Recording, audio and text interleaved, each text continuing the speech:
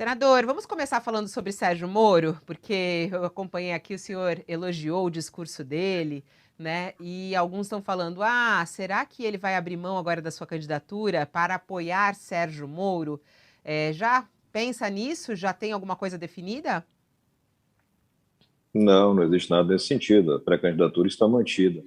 Eu acho que essa etapa que a gente está vivendo é uma etapa de apresentação, de nomes e de propostas. O comentário que eu fiz sobre a primeira fala como pré-candidato do Moro foi bem objetiva nas palavras. Eu costumo ser muito preciso no que eu falo. Foi uma fala, foi um discurso lido de candidato. Tentou tocar vários pontos importantes, mas ainda falta densidade. A gente tem que saber mais, saber melhor o que e como tenta ou como pensa que vai conseguir executar cada projeto o Sérgio Moro. Mas acho muito positivo que o Podemos tenha essa pré-candidatura apresentada. É um nome que, na minha opinião, merece respeito. E lá adiante, a gente vai avaliar entre todos esses nomes da terceira via quem tem mais competitividade.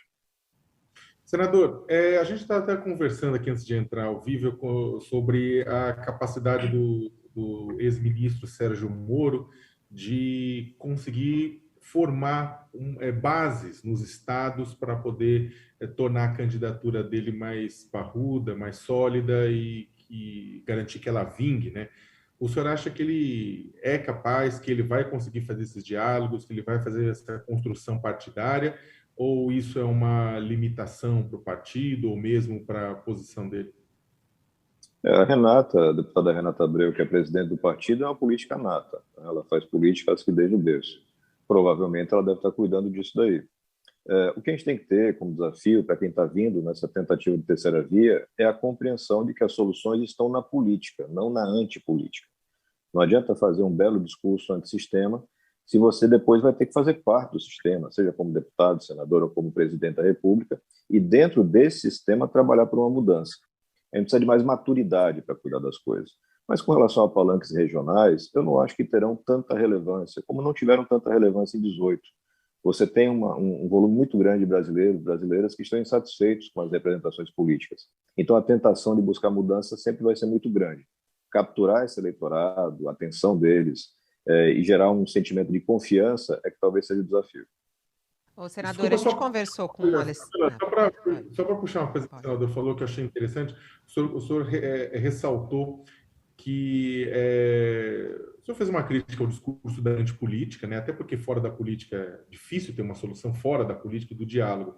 Mas exatamente em 2018, com o Bolsonaro, o que aconteceu é que ele se valeu do cansaço, da chateação da população, do cansaço, do desgaste da política com a população para vender esse discurso antipolítica e tentar, inclusive, surfar sobre a política tradicional. Então, o senhor acha que nesta eleição de 2022, esse tipo de discurso ele não poderá ser usado novamente com sucesso? Certamente será usado. O discurso simplificado ou simplório sempre tem uma aceitação mais fácil. Mas quem tiver responsabilidade nesse processo tem que orientar a população. As soluções estão na política. Qualquer que seja o presidente eleito vai ter que negociar com o Congresso, estabelecer base parlamentar, apresentar projetos e lutar para que eles sejam aprovados. Você não faz isso com discurso na internet. Você tem que fazer política. E política não se confunde com compra de votos. O sistema político brasileiro, o sistema partidário brasileiro, se viciou em dinheiro, em grandes somas de dinheiro. Isso já foi através de mensalão, petrolão, tantos formatos possíveis e hoje orçamento secreto. Mas essa formação de base artificialmente, por compra de consciências, ela é muito frágil. E os impeachments que a gente presenciou já no Brasil mostram isso. Então você tem que dar um passo adiante, um amadurecimento da sociedade e por reflexo da política, onde você tenha clareza nas coisas. Olha, meu projeto é ABC, eu vou conseguir aprovar esses projetos com tal maioria, compondo com tais partidos. Com bases claras, com transparência. Você não consegue, no Brasil, ter um partido hegemônico ao ponto de ganhar uma eleição presidencial e, ao mesmo tempo, ter maioria pura lá no Congresso. Agora, a composição tem que ser feita às claras, a sociedade acompanhando. Eu acho, inclusive, que na passagem de primeiro para segundo turno, essa discussão já tem que ser muito clara. O brasileiro tem que começar cada vez mais a ser informado de que, ao votar, está contratando alguém para fazer um trabalho. E você não contrata por um concurso de simpatia ou por um concurso de malandragem. Você contrata com base naquilo. Ele consegue, vamos dizer que é um pedreiro, ele consegue levantar esse muro no menor prazo, com menor custo, não vai cair na minha cabeça depois. Acho que é um avanço tentar fazer com que o eleitorado amadureça. Não é tão simples, a gente sabe, mas quem tem responsabilidade tem que tentar. Eu queria voltar um pouco na minha primeira pergunta, porque para mim ainda não ficou claro, senador, e acho importante a gente entender um pouquinho dos bastidores. O senhor falou que é sempre bom essa apresentação. Hoje, qual é esse tipo de negociação com Sérgio Moro, com a candidatura de Sérgio Moro? Entrevistamos aqui o Álvaro Dias ontem e ele disse que a candidatura de Sérgio Moro é irreversível, o nome dele estará lá na urna eletrônica. Há neste momento algum tipo de conversa? Eu sei que o senhor esteve com Sérgio Moro, né? Já em várias conversas, inclusive. O que está em negociação? Há a possibilidade, por exemplo, de o senhor ser vice dele? Como é que seria essa composição com Sérgio Moro se ela ocorrer? Que tipo de negociação está na mesa? Não existe nenhuma negociação na mesa nesse momento.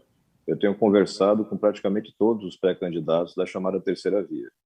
João Dória, Eduardo Leite, Mandetta, enfim, a gente conversa com todos, a gente está tentando uma ponte para diálogo com o Ciro, porque, goste-se ou não do Ciro, é um player importante, tem que dialogar, tem que construir consensos mínimos.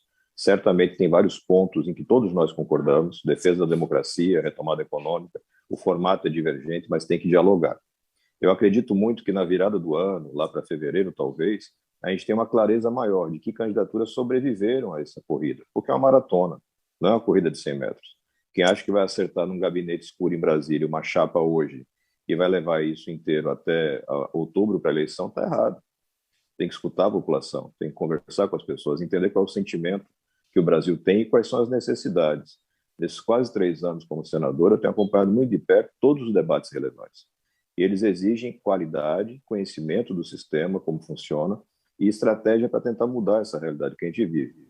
Não dá para simplesmente investir em discurso simplório, simplificado, Então, porque é mais do mesmo.